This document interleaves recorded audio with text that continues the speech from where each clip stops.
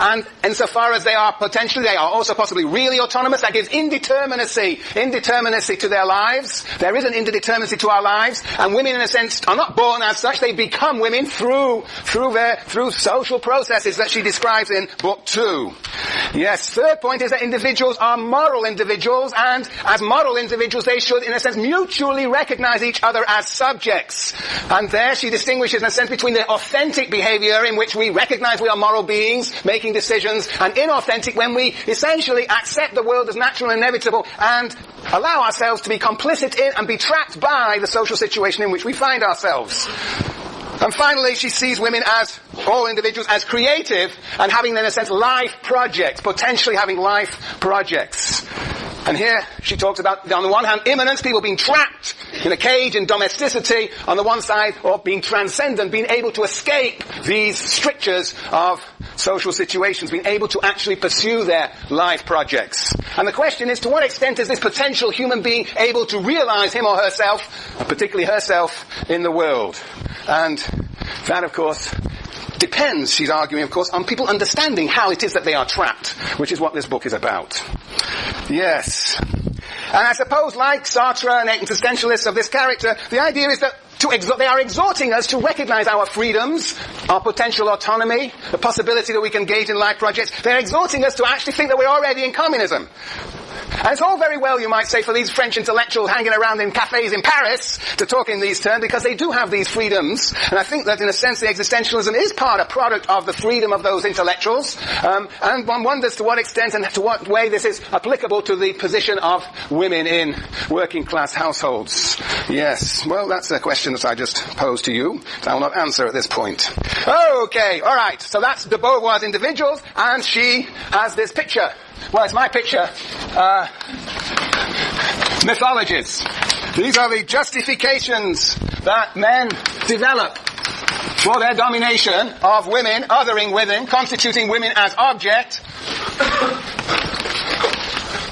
And women are in these situations of subjugation, and the home is one arena of subjugation. And the question is, to what extent there can be a authentic response to this situation. What does it mean to respond authentically to the domestication, subjugation, othering of women? And what are the inauthentic responses?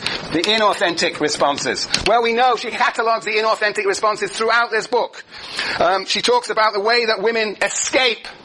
So escapism, denying that they are women, pretending that they are equal to men. They're in equal situation. Women are not, she says. That is an escapism, to deny that, in a sense, women even exist as such. Second, there is another form of inauthentic response, and that is opportunism. That women essentially are opportunistic, are in the way that they relate to men, seeking those who will give them the best and greatest protection, the biggest and finest castle.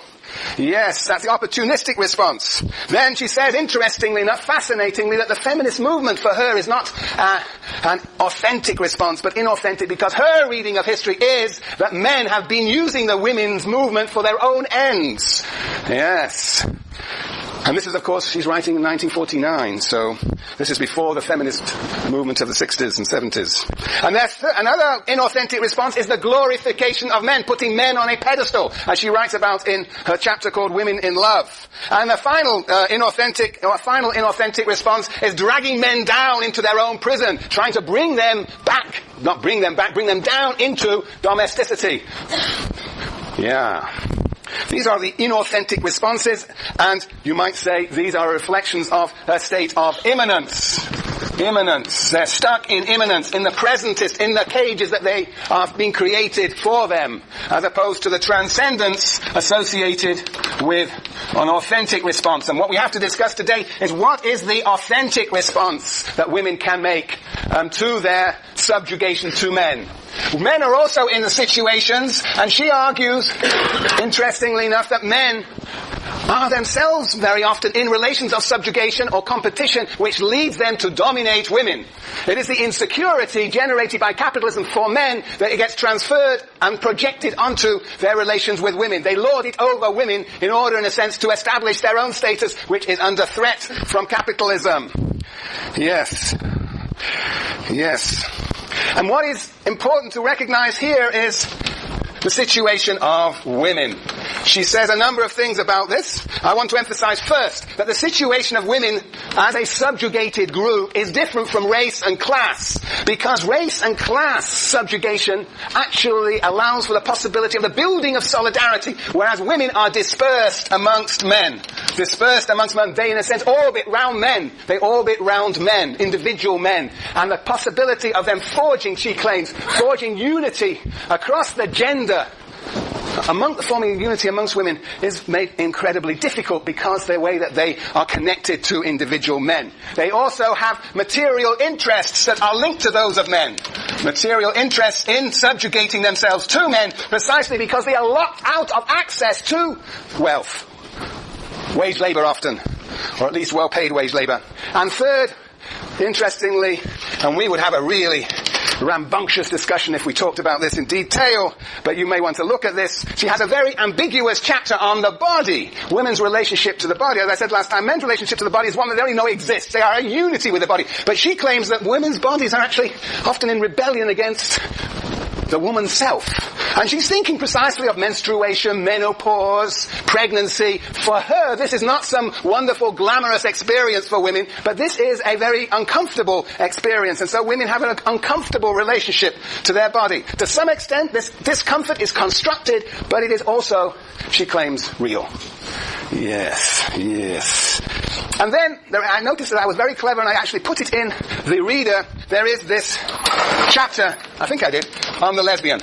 I find a fascinating chapter, written as it was in 1949. And I think, this is in between the authentic and the inauthentic response. I think she does see that that lesbian sex is in fact, lesbian relations are in fact on the way to a potential freedom. But on the other hand, I think she also thinks that heterosexuality is the preferred form of sexuality. Well, you can read it. It's fascinating.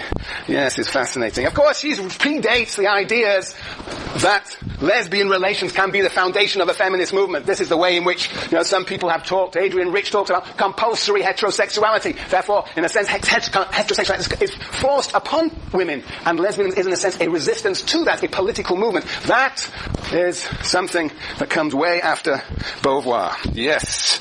Okay. Any questions? That's my little summary.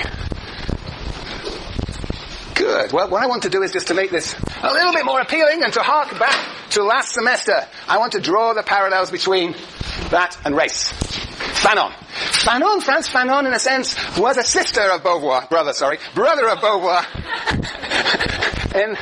And also a brother of Sartre. They were part of a family. He was very influenced by existential thought at the time.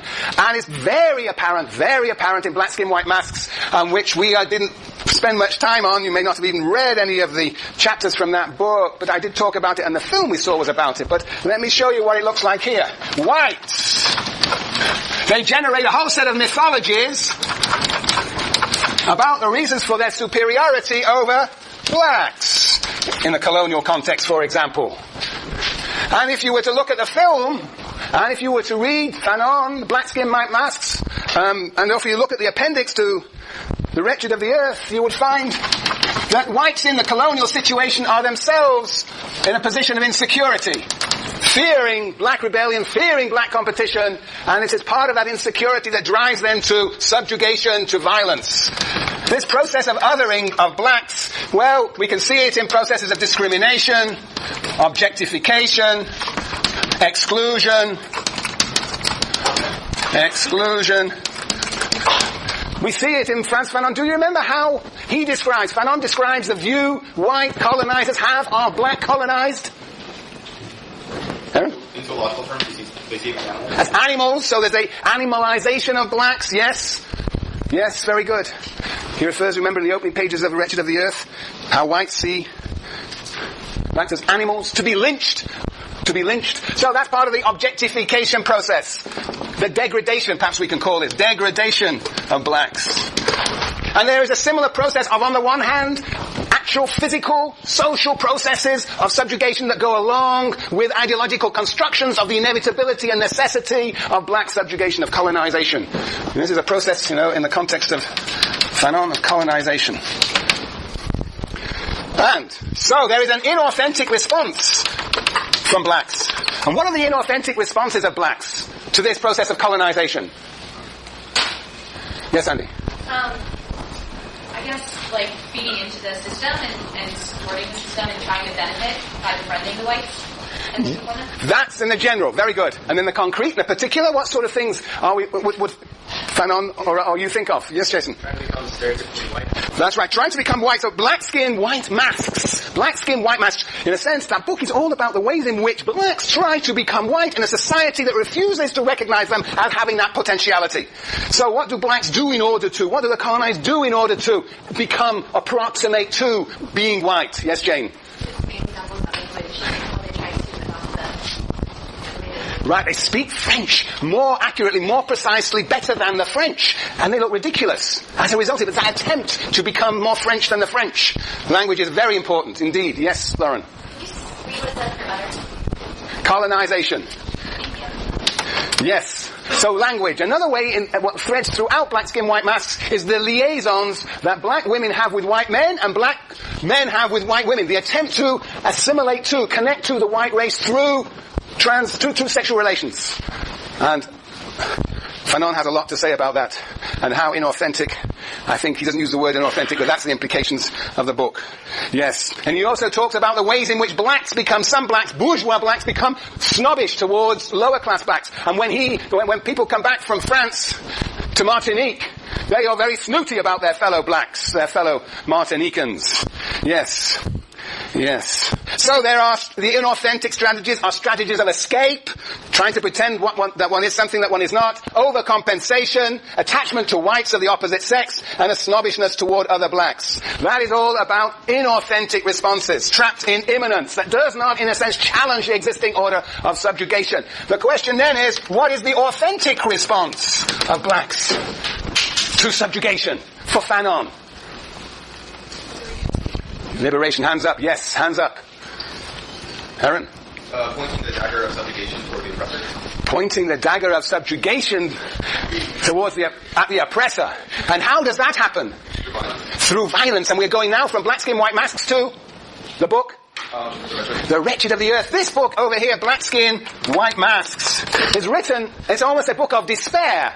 A book of despair written as a result of Fanon's experiences of racism in France coming from Martinique. Here he is, training to be a psychiatrist, and discovers that French, the center of civilization, will not treat him as a white citizen, a normal citizen of France. He's treated as black. The end is a despairing end. The solution, the authentic response in the Fanonian world is indeed liberation, a national liberation struggle, which is being fought out in the colony in Algeria. It is, in fact, a violent struggle. Why violent? Because it is only through violence that one can rid oneself of the internalized oppression, the internalization of racial domination. So it is the liberation struggle that he describes in The Wretched of the Earth, that becomes the authentic response. The very sorts of things that Beauvoir does not think is possible for women. Blacks can forge a unity as colonized, but women cannot because of their dispersion amongst men. Now if you look at The Wretched of the Earth, there is an inauthentic and an authentic response within that book.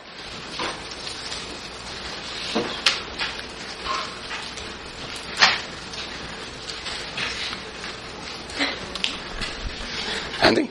I was just going to say that went on to the oppressor starts in, like, the peasantry, and then those that live inside the city and by Yes, but which is the authentic and the inauthentic response? Are you distinguished between those two? What you said is correct, but which is the authentic and which is the inauthentic response within the book? Here. The one where the peasantry, the peasantry is the authentic. It's like the one where they replace the bourgeois with white bourgeois class, and then the authentic when they I'm trying to encourage you. Yes. I know, it's a long time ago. But yes, very good, indeed. Do you remember what the inauthentic response was called by Fanon? The national, yes, sort of national liberation, but it's not national liberation. The liberation is the national liberation is a peasant struggle, the peasant revolt. This is the national bourgeois road, right, Jason? The national bourgeois road, in which the strategy is exactly as here.